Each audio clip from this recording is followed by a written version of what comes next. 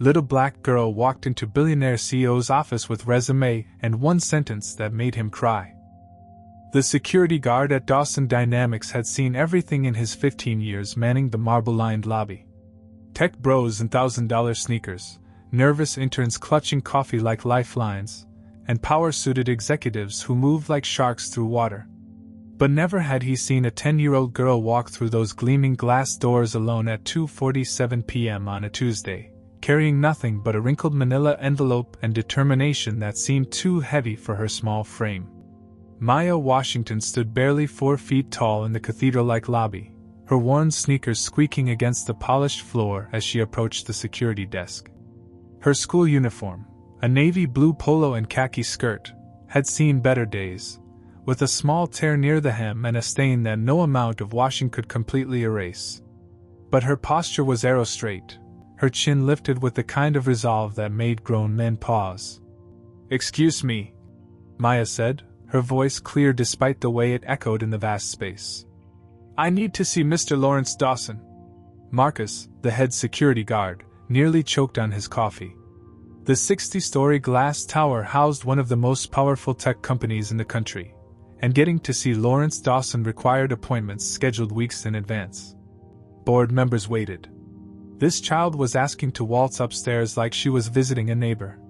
"Sweetie, where are your parents?" Marcus asked, his voice gentle but firm. "You can't just—" "They're not here," Maya interrupted, clutching her envelope tighter. "But I have business with Mr. Dawson. Important business." The other security guards exchanged glances. Sarah, who handled visitor registration, leaned forward with a sympathetic smile. "Honey, Mr. Dawson is a very busy man. He doesn't take unscheduled meetings, especially not with kids who look like me?" Maya's question hung in the air like a challenge. An uncomfortable silence settled over the security desk. Marcus cleared his throat, trying to find the right words, when the elevator chimed and a small crew of people emerged, cameras, microphones, and that particular energy that screamed media production. "Did someone say Lawrence Dawson?" A woman with short gray hair and kind eyes stepped forward, her press badge identifying her as Jennifer Cole from Channel 7 News. "We're here for the corporate social responsibility feature. Is there a story here?" Maya turned toward the news crew with the same steady confidence she'd shown the security guards. "Yes, ma'am. There's definitely a story." Jennifer's reporter instincts kicked in immediately. Something about this child's presence felt significant. The way she held herself, the careful way she spoke, the manila envelope she protected like it contained state secrets. "What's your name, sweetheart?" "Maya Washington. And I'm here because Mr. Dawson made a promise he didn't keep." The lobby fell silent except for the ambient hum of the building's systems. Even the security guards stopped pretending to work, their attention fully captured by this small girl who spoke with the gravity of someone much older. Jennifer knelt down to Maya's eye level, her camera operator subtly adjusting his position. "What kind of promise?" Maya's grip on the envelope tightened, her knuckles showing pale against her brown skin. "The kind that was supposed to help kids like my sister. The kind that was supposed to make sure no child gets left behind." The phrase struck Jennifer immediately. It was Lawrence Dawson's signature line, plastered across corporate websites and spoken at countless conferences. The billionaire CEO had built his public image on that promise, launching educational initiatives and scholarship programs that had earned him recognition as a humanitarian businessman. "And you think he broke that promise?" Jennifer asked softly. "I don't think it," Maya said, her voice steady as stone. "I know it." Marcus found himself reaching for his phone, not to call security to remove the child, but to call upstairs. Something about Maya's certainty made him believe this wasn't a prank or a confused kid who'd wandered in from the street. This felt bigger. Jennifer stood up, her mind racing. She'd come here to film a puff piece about corporate philanthropy, but she was looking at something potentially much more significant. "Maya, would you like me to help you get upstairs to see Mr. Dawson?" "That would be good." Maya nodded. "Because what I have to tell him can't wait any longer." The elevator ride to the 58th floor felt eternal. Maya stood between Jennifer and the camera operator, her envelope still clutched against her chest, her eyes fixed on the ascending numbers. She'd practiced this moment in her head 100 times, but now that it was happening, her heart hammered against her ribs like a trapped bird. The executive floor was all glass and steel, with panoramic views of the city stretching in every direction. Maya had never been this high up before, but she didn't gawk at the view. Her focus remained laser-sharp on the reason she'd come. Lawrence Dawson's assistant, Patricia, looked up from her desk with the expression of someone whose carefully orchestrated day had just been derailed. "I'm sorry, but Mr. Dawson is in the middle of a board meeting. He can't be disturbed." "Ma'am." Jennifer stepped forward, her press credentials working like a key. "I think you're going to want to interrupt that meeting. This young lady has something to say that Mr. Dawson needs to hear." Through the glass walls of the conference room, Maya could see him, Lawrence Dawson, the man whose face smiled from company websites and magazine covers. He was gesturing at a presentation screen, surrounded by suits who nodded and took notes like his words were gospel. Patricia hesitated, her hand hovering over her phone. Something about the intensity of the moment, the way this child stood like she was carrying the weight of the world, made her pause. She'd worked for Lawrence for 8 years and had never seen anything like this. "Give me one moment," Patricia said, stepping into the conference room. Maya watched through the glass as Patricia whispered something to Lawrence. She saw his expression change from annoyance to confusion to something else, something that looked almost like recognition, though Maya was certain they'd never met. Lawrence looked up from his assistant to the small figure standing in his reception area, holding an envelope like it contained secrets that could change everything.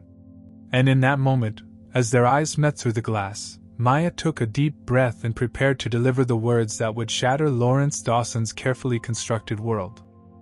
Lawrence Dawson had built his empire on reading people, investors, competitors. But as he looked at the 10-year-old girl standing in his reception area, something in her steady gaze unsettled him in a way he couldn't quite name. He excused himself from the board meeting with a wave of his hand, leaving 12 executives sitting around a mahogany table worth more than most people's houses.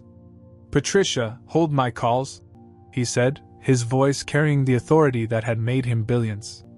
But as he approached Maya, that authority seemed to evaporate like morning mist.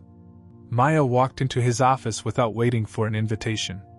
The space was designed to intimidate, floor-to-ceiling windows, awards lining the walls, a desk that could double as a landing strip for small aircraft. But Maya moved through it like she belonged there, like she'd been preparing for this moment her entire short life. "Mr. Dawson," she said, placing her manila envelope on his pristine desk with the reverence of someone laying flowers on a grave. "You said no child should be left behind. But I was." The words hit Lawrence like a physical blow. That phrase, his phrase, had launched 1,000 speeches, decorated countless company brochures, and earned him humanitarian awards.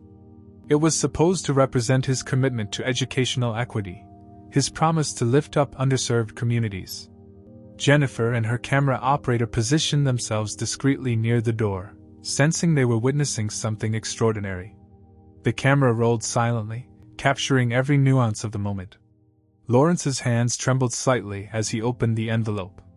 Inside was a resume unlike any he'd ever seen, handwritten in careful cursive on plain white paper, the kind of painstaking effort that spoke of hours spent at a kitchen table under dim light.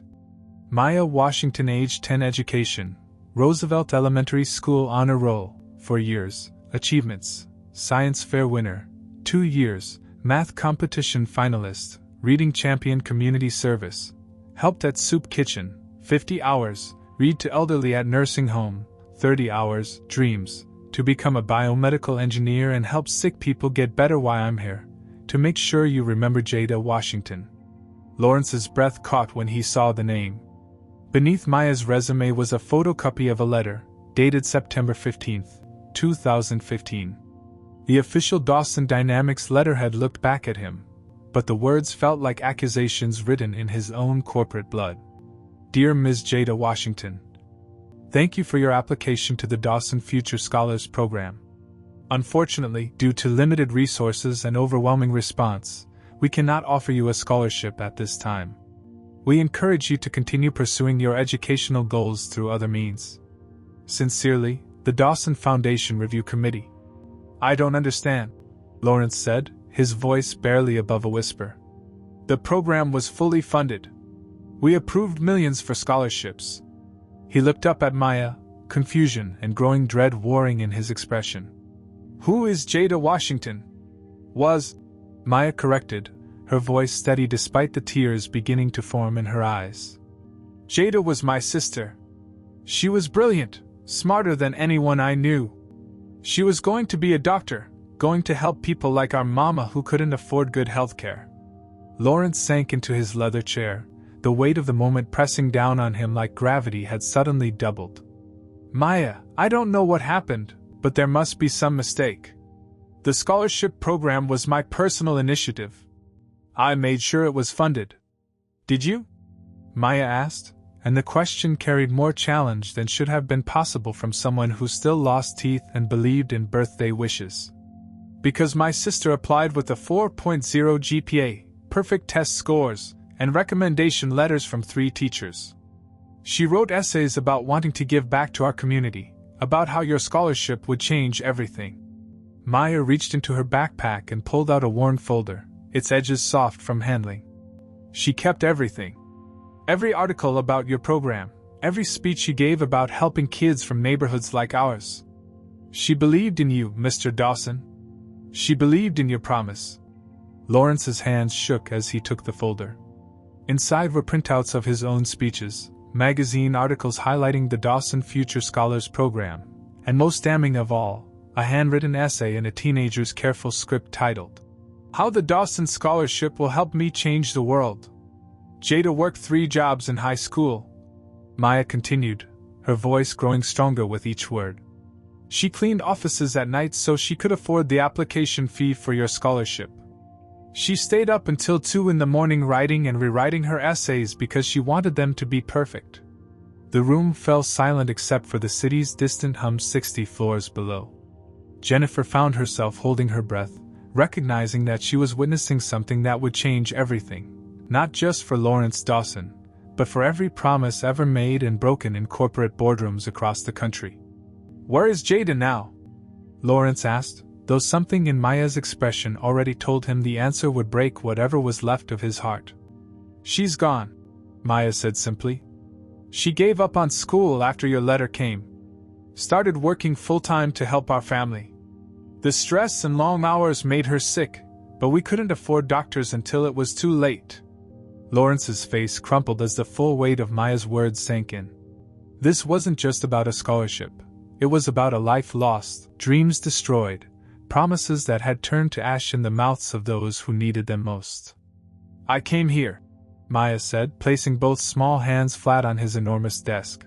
Because before Jada died, she made me promise to apply to your program too. She said maybe things would be different by now. Maybe you'd remember that kids like us exist. Maya straightened up, her chin raised with the same determination that had carried her through the lobby doors. But I didn't come here for money, Mr. Dawson. I came to make sure you knew what happened to her. Lawrence Dawson hadn't slept in 48 hours. The ghost of Jada Washington haunted every corner of his penthouse apartment, every mirror reflection, every moment of silence. Maya's words echoed in his mind like a funeral bell. I came to make sure you knew what happened to her. At 5 a.m. Thursday morning, Lawrence sat in his office surrounded by financial records, program files, and growing evidence of something that made his blood run cold. What he'd discovered in the past 2 days wasn't just administrative error, it was deliberate, calculated betrayal. Patricia, he said into his intercom, his voice hoarse from lack of sleep. Get Victor Ellis up here. Now. Victor Ellis had been Lawrence's CFO for 8 years, a smooth-talking numbers man who'd helped navigate the company through economic downturns and aggressive expansions. Lawrence had trusted him with the financial soul of Dawson Dynamics, never questioning the quarterly reports that showed everything running smoothly. But smoothly, Lawrence now realized, had been built on lies. Lawrence, you look terrible, Victor said as he entered the office, his smile as polished as his Italian leather shoes. The board meeting yesterday really rattled you, didn't it? That little publicity stunt with the kid. Sit down, Victor. Something in Lawrence's tone made Victor's smile falter. The CFO took a seat across from the desk, his eyes darting to the scattered papers and open laptops that had transformed Lawrence's usually pristine office into a command center. I want you to explain something to me, Lawrence said, sliding a document across the desk. In 2014, I personally approved $12 million for the Dawson Future Scholars Program. The money was supposed to provide full scholarships for 200 students annually. Where did that money go? Victor's face remained neutral, but Lawrence caught the slight tightening around his eyes, the same tell that had made Victor terrible at poker during their corporate retreats. The program has been running exactly as planned, Victor said smoothly. We've funded dozens of deserving students. Dozens? Lawrence's voice rose. I approved funding for 200 per year. That's 4,000 students over the past decade. Where are they, Victor? The silence stretched between them like a taut wire. Outside the floor-to-ceiling windows, the city was waking up. Commuters hurrying to work, students heading to schools, the everyday bustle of people pursuing dreams that Lawrence's broken promises had crushed. Victor shifted in his chair. There were operational challenges. The screening process was more complex than anticipated. We had to be selective. Selective? Lawrence opened his laptop and turned the screen toward Victor. I had my IT team pull every scholarship application from 2014 to 2024. Do you know what they found? Victor's face had gone pale, but he maintained his corporate composure. I'm sure there's a reasonable explanation. 4,000 applications. Lawrence continued, his voice deadly quiet. 4,000 kids like Jada Washington, with perfect grades and recommendation letters and dreams bigger than their circumstances. And do you know how many scholarships we actually awarded? Victor said nothing. 47. Lawrence slammed his hand on the desk. 47 scholarships in 10 years, Victor. Out of $12 million allocated annually. That's over $100 million that was supposed to change lives. The market conditions in 2014 were challenging. Victor began, falling back on corporate speak. We had to make difficult decisions about resource allocation. The Meridian Project was bleeding money, and we needed to. The Meridian Project? Lawrence's blood turned to ice. You used scholarship money to cover losses from your pet tech venture? Victor's composure finally cracked. It was temporary.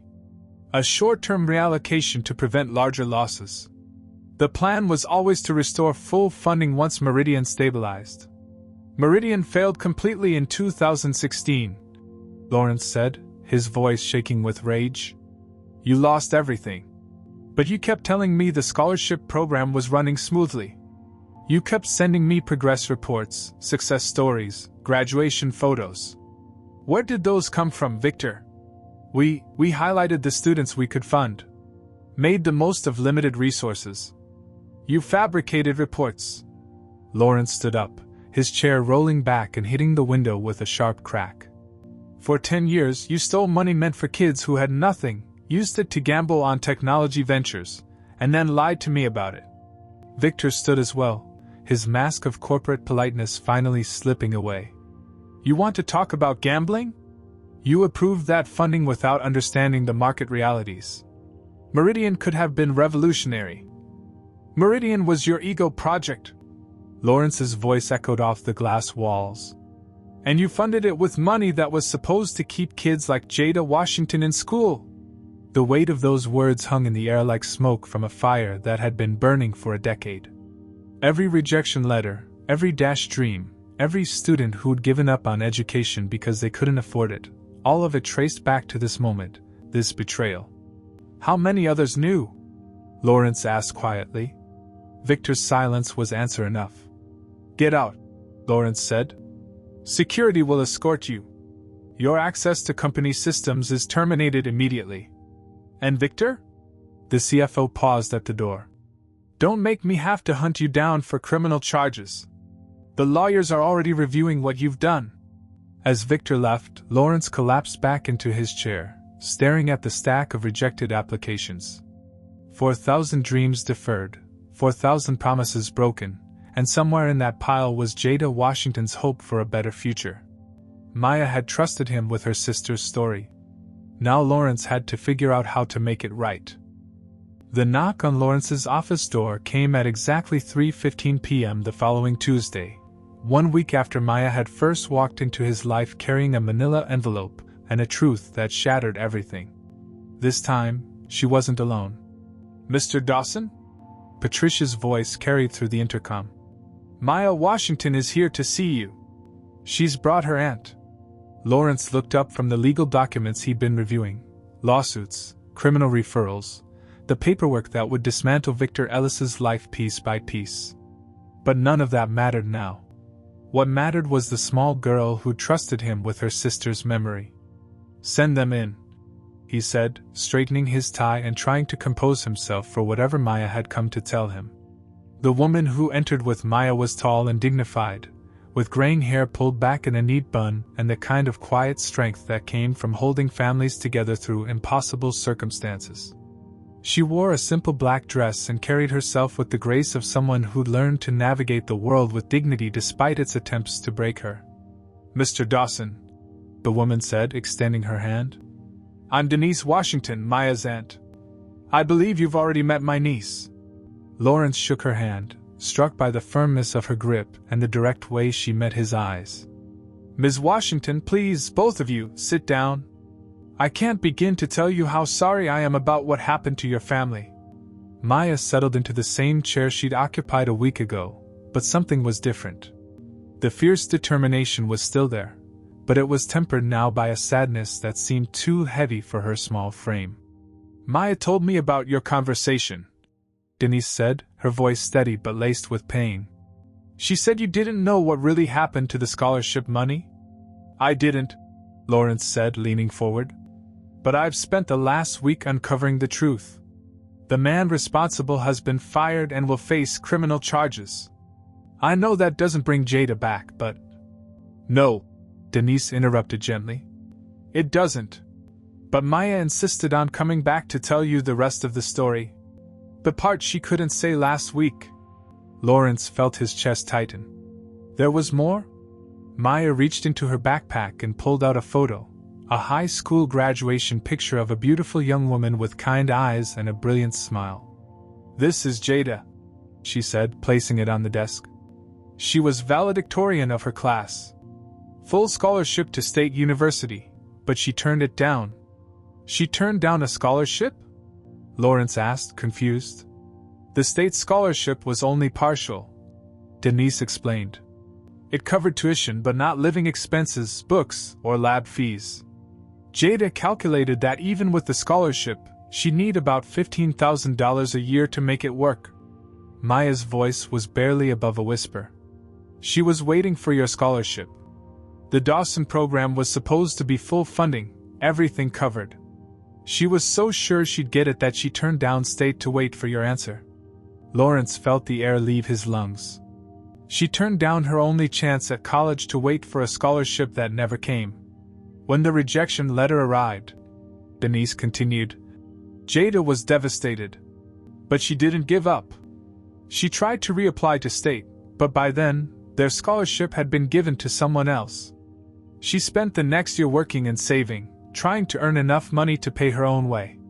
Maya picked up the photo of her sister, tracing the edges with her finger. She worked at a cleaning company at night, a grocery store during the day, and babysat on weekends. She never complained, never said it was too hard. She just kept saying she was going to find a way. The doctors said the stress made her sick, Denise said, her voice breaking slightly. Working 3 jobs, sleeping 4 hours a night, eating 1 meal a day to save money. Her immune system couldn't handle it. She got lupus, Maya said simply. But we didn't know at first. She kept saying she was just tired, that she'd rest when she saved enough for school. By the time she finally went to a doctor, it was too late. Lawrence's hands shook as he reached for a tissue. How long did she fight? 2 years, Maya answered. She fought for 2 years. Even when she was sick, she kept working. She said she wasn't going to be another statistic, another smart black girl who didn't make it. She was going to prove that dreams don't die just because the system fails you. But dreams do die, Denise said quietly. Jada died 3 months after her 21st birthday. She never got to college. Never became the doctor she wanted to be. Never got to help the community she loved so much. Maya stood up and walked to the window, looking out at the city sprawling below. Before she died, Jada made me promise 2 things. First, that I'd apply to your scholarship program when I got old enough. Second, that I'd make sure you knew her name. She turned back to Lawrence, her eyes bright with unshed tears. She said maybe if you knew what happened, really knew, you'd make sure it never happened to another kid. She died believing your promise was real, Denise added. Even after the rejection, even while she was sick, she never stopped believing that you meant what you said about not leaving children behind. She just thought maybe there'd been a mistake. Lawrence buried his face in his hands. There was a mistake. The worst kind of mistake. And your sister paid for it with her life. I didn't come here for an apology, Maya said, her voice steady again. I came because Jada deserved to have her story told. She deserved to have someone remember that she mattered. Lawrence looked up at this remarkable child who'd carried her sister's memory into his office like a sacred trust. Maya, I promise you, on my life, that I will spend every day making sure Jada Washington is remembered. And making sure this never happens to another family. Maya nodded, satisfied. That's all she wanted. For you to remember?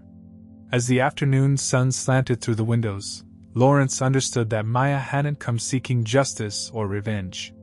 She'd come seeking something much more powerful. The assurance that her sister's life and death had meaning, that her story would be told, that her dreams would live on even though she couldn't. The press conference was scheduled for 10 a.m. on a Friday morning, but by 9:30, the Dawson Dynamics auditorium was packed beyond capacity. Word had leaked about Lawrence's emergency announcement, and the business world buzzed with speculation. Stock prices fluctuated wildly as investors tried to guess what bombshell the billionaire CEO was about to drop. Lawrence stood backstage, adjusting his tie for the 10th time in 5 minutes. Beside him, Maya sat quietly in a chair that was too big for her, wearing the same Navy school uniform she'd worn the day she first walked into his office. But today, pinned to her collar, was a small silver pin with Jada's graduation photo. You don't have to do this, Lawrence said gently. I can tell the story myself. Maya looked up at him with those same steady eyes that had unraveled his world 2 weeks ago. She was my sister. I should be here when people learn her name. Jennifer Cole from Channel 7, who'd captured Maya's first visit, stood at the side of the stage with her camera crew. What had started as a routine corporate puff piece had become the story of her career, one that would ripple through newsrooms across the country before the day was over. Ladies and gentlemen, Patricia announced, Mr. Lawrence Dawson. The murmur of conversation died as Lawrence walked to the podium. He looked out at the sea of faces, reporters, investors, employees, and in the front row, Denise Washington, who'd driven 3 hours to be there for her niece. 2 weeks ago, Lawrence began, his voice carrying clearly through the auditorium. A 10-year-old girl walked into my office and told me a story that changed everything I thought I knew about my company and myself. A ripple of confusion passed through the audience. This wasn't the quarterly earnings announcement or acquisition news they'd expected. That girl's name is Maya Washington, and she came to tell me about her sister Jada, a brilliant young woman who died believing in a promise I made but failed to keep. Lawrence's voice caught slightly, but he pressed on. For the past 10 years, Dawson Dynamics has publicly promoted the Future Scholars Program, which was supposed to provide full scholarships to deserving students from underserved communities. I personally approved over $100 million for this program. I spoke at conferences about our commitment to educational equity. I used the phrase "No Child Left Behind" as our corporate motto. The audience leaned forward, sensing something momentous was coming. But Maya Washington was left behind. So was her sister Jada. So were 4,000 other students who applied for scholarships that never came. Gasps echoed through the auditorium. Cell phones appeared as reporters began frantically typing and calling their newsrooms. The money, all of it, was stolen by my former CFO Victor Ellis, who used scholarship funds to cover losses from his failed business ventures. For 10 years, he provided me with fabricated reports showing successful program outcomes while rejecting nearly every applicant. Lawrence paused, letting the magnitude of the betrayal sink in. But this isn't just about corporate fraud. This is about the human cost of broken promises. He gestured toward Maya, who stood up from her chair with the same quiet dignity she'd shown in his office. Maya, would you please join me? The auditorium fell silent as the small girl walked across the stage. The clicking of camera shutters sounded like rainfall as photographers captured the moment. The billionaire CEO and the child who'd brought his world crashing down. Jada Washington was valedictorian of her high school class. Lawrence continued, his hand resting gently on Maya's shoulder. She turned down a partial scholarship to wait for hours, a full scholarship that never came. She worked 3 jobs trying to save money for college. The stress and exhaustion damaged her health, leading to an autoimmune disease that eventually took her life. She died at 21, never achieving her dream of becoming a doctor. A reporter in the third row wiped tears from her eyes. Even the hardened business journalists seemed shaken by the story. Today, I'm announcing several immediate actions, Lawrence said, his voice growing stronger. First, Victor Ellis has been terminated and will face criminal prosecution for embezzlement and fraud. Second, I'm personally establishing a $50 million fund to compensate families affected by these scholarship denials. The audience stirred, but Lawrence wasn't finished. Third, we're launching the Jada Washington Memorial Scholars Fund, with $100 million in initial funding and an independent board of community leaders and educators. This program will provide full scholarships, tuition, housing, books, and living expenses to 200 students annually. Maya looked up at Lawrence, surprise flickering across her young face. He told her about the press conference, but not about naming the program after her sister. Finally, Lawrence said, his voice breaking with emotion, I want to apologize. Not as a CEO or a businessman, but as a human being who made a promise and failed to keep it. Maya Washington trusted me with her sister's story, and I will spend the rest of my life making sure that trust wasn't misplaced. He turned to Maya, kneeling down so they were at eye level.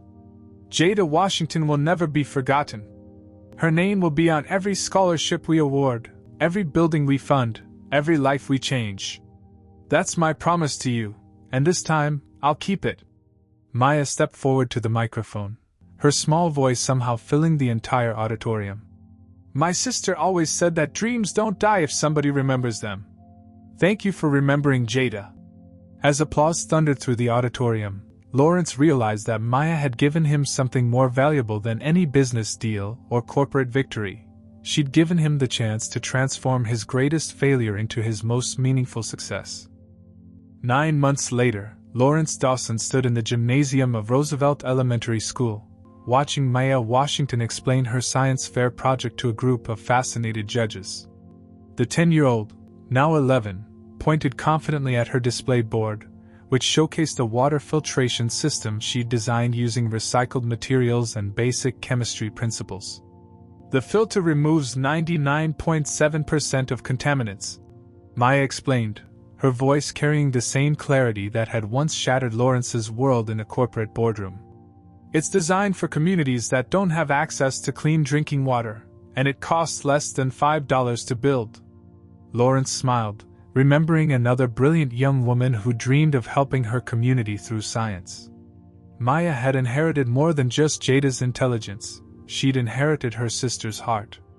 That's remarkable work, Maya, said Dr. Patricia Chin, the lead judge and a professor from the State University. Have you considered applying for advanced placement programs? Actually, Maya said, glancing toward where Lawrence stood with Aunt Denise. I've already been accepted to the Metropolitan STEM Academy for next year. The Jada Washington Memorial Scholars Fund is covering everything. Dr. Chen's eyes widened. You're one of the Jada Washington Scholars? I sit on the selection committee. Your application was extraordinary." Maya's chest swelled with pride, but Lawrence noticed she touched the small silver pin on her collar, the one with Jada's photo that she wore everywhere now. "My sister would have loved this program. She always said science was about making the world better for everyone." As the judges moved on to the next project, Lawrence approached Maya's booth. The display wasn't just about water filtration, it was a testament to what happened when promises were kept instead of broken. "So," Lawrence said, examining her prototype, "think you'll win?" "Doesn't matter if I win," Maya replied, adjusting a component on her filter. "What matters is that I get to try." Jada never got that chance. Over the past 9 months, Lawrence had watched Maya blossom in ways that went far beyond academics. The scholarship program had provided more than just tuition money. It had given her access to laboratories, mentors, and a community of young scientists who shared her passion for solving problems. "Mr. Dawson," Denise Washington approached, wearing the same dignified smile she'd had that day in his office. "Have you seen the latest news about Victor Ellis?" Lawrence nodded grimly. 15 years in federal prison. The judge said his actions represented a betrayal not just of corporate trust, but of the dreams of thousands of children. "I thought that was fitting." "Justice for Jada," Denise said quietly. "No," Lawrence replied, watching Maya demonstrate her filter to a group of younger students who'd gathered around her booth. "This is justice for Jada. Victor's punishment was just accountability." The difference had taken Lawrence months to understand. Punishment was about the past, making someone pay for what they'd done wrong. Justice was about the future, making sure the wrong could never happen again. The Jada Washington Memorial Scholars Fund had grown beyond Lawrence's wildest expectations. Corporate donors, inspired by the story, had contributed millions more. Universities had partnered to guarantee admission for scholarship recipients. Community organizations had volunteered mentorship services. What had started as Lawrence's attempt at redemption had become a movement. "Ladies and gentlemen," the principal announced over the gymnasium's PA system, "we're ready to announce this year's science fair winners." Maya gathered with the other contestants, but Lawrence noticed she wasn't nervous. There was a peace about her now, a confidence that came from knowing she was exactly where she belonged. "Third place goes to Marcus Rodriguez for his solar-powered phone charger. Second place goes to Sarah Kim for her biodegradable plastic alternative. And first place goes to Maya Washington for her community water filtration system." The gymnasium erupted in applause. Maya's classmates cheered, her teachers beamed with pride, and Aunt Denise wiped happy tears from her eyes. But Lawrence found himself thinking about another young woman who should have been there to see this moment. As Maya accepted her trophy, she stepped to the microphone with the same fearless determination she'd shown walking into his office almost a year ago. "Thank you," she said, her voice carrying across the gymnasium. "But I want to dedicate this award to my sister Jada, who taught me that dreams don't die as long as someone remembers them and fights for them." She paused, looking directly at Lawrence. "And to Mr. Dawson, who learned that keeping promises is more important than making them." Later, as the evening wound down and families began to leave, Lawrence found Maya packing up her project. On the wall behind her, barely visible unless you knew to look for it, was a small plaque that had been installed 3 months earlier. "The Jada Washington Memorial Science Wing, where dreams take flight." "Maya," Lawrence said, "I have something for you." He handed her an envelope, not manila this time, but cream-colored stationery with elegant lettering. Maya opened it carefully and read aloud. "Congratulations on your acceptance to the Advanced Biomedical Engineering Summer Program at Johns Hopkins University.